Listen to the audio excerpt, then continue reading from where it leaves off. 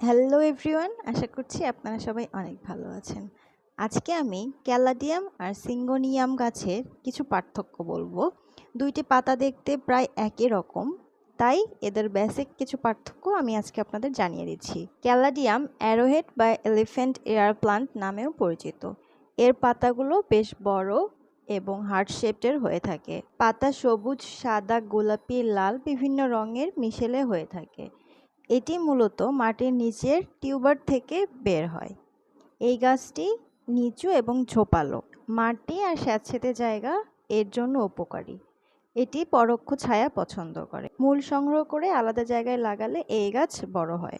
অন্যদিকে সিঙ্গোনিয়াম গাছের পাতাগুলো তীরের মতো হয়ে থাকে, সাধারণত সবুজ কিংবা হালকা গোলাপি বা সাদা রঙের হয়ে থাকে। অতিরিক্ত পানি এই গাছ একদম সহ্য করতে পারে না। এটা মূলত লতানো গাছ, তবে এই গাছ জারে রুমের মধ্যেও রাখা যায়। আমি এর উপরে একটা ভিডিও আমার চ্যানেলে দিয়েছি। পরোক্ষ আলোতে এই গাছ ভালো থাকে।